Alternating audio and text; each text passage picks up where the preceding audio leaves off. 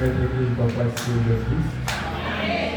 Queridos, é um motivo de muita alegria e nós estamos aqui hoje na casa do Senhor. Eu queria ser breve por conta do horário.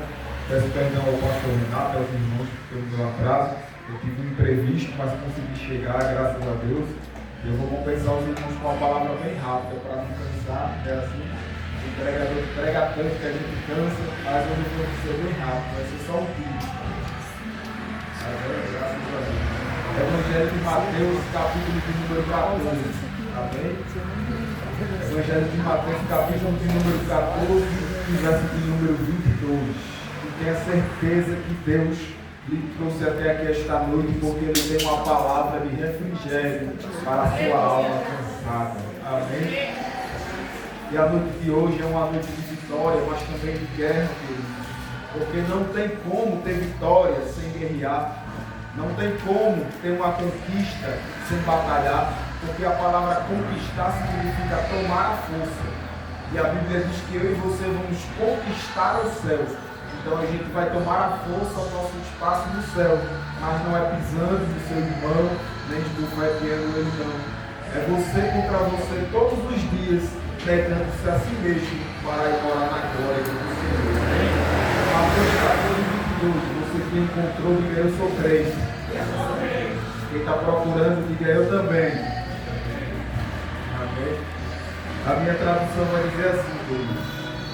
E logo Jesus compeliu seus discípulos a entrar no barco e a passar para o outro lado, enquanto ele despedia a multidão. E despedindo a multidão, Jesus subiu sozinho ao monte para orar. E vindo a noite, ele estava lá só. Repita comigo, diga Jesus subiu sozinho para orar. Tome seu assento em nome de Jesus.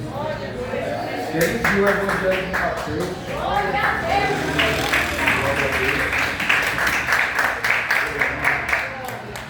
O Evangelho de Mateus, queridos, é o Evangelho que vai narrar toda a história de Jesus.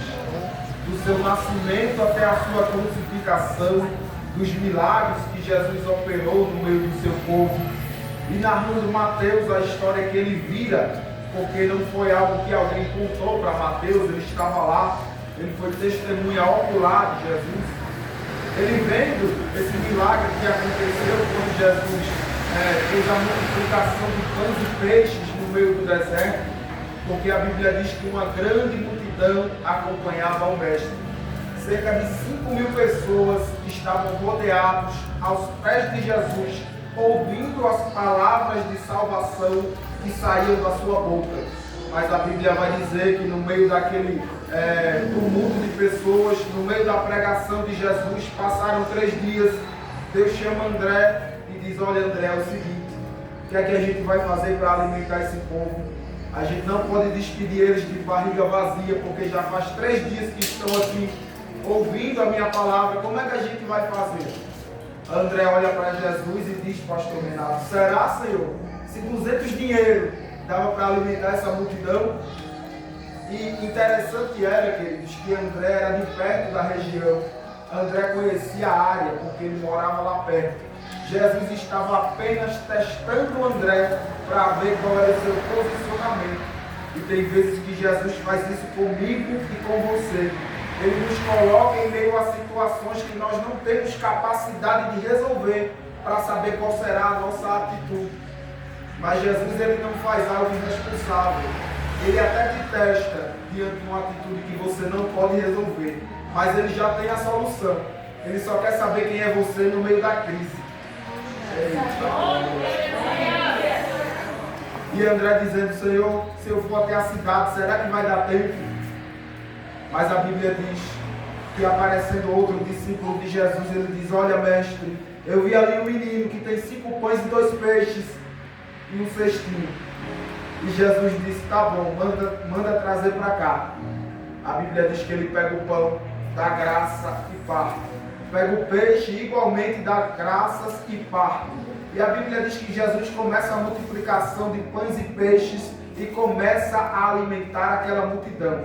5.000 pessoas são alimentadas e a Bíblia diz que ainda sobrou 12 cestos. Comeram crianças, homens, mulheres e idosos e sobrou 12 cestos. Eu quero lhe dizer que Jesus já tem a causa para a tua situação. Ele só está te provando para saber quem é você no aperto. Eita glória! Mas o milagre já está preparado. O negócio vai ser tão grande que vai sobejar. Eu não sei quem tem mão para levantar, mas eu vou profetizar isso aqui. Vai dar e ainda vai sobrar. Porque cada cesto significa uma reserva de vitória. Vai ter reserva de vitória para a tua vida.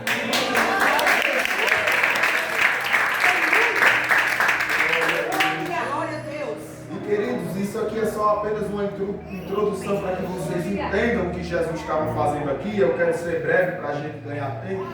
Jesus multiplicou o pão e peixe, sim ou não? Sim.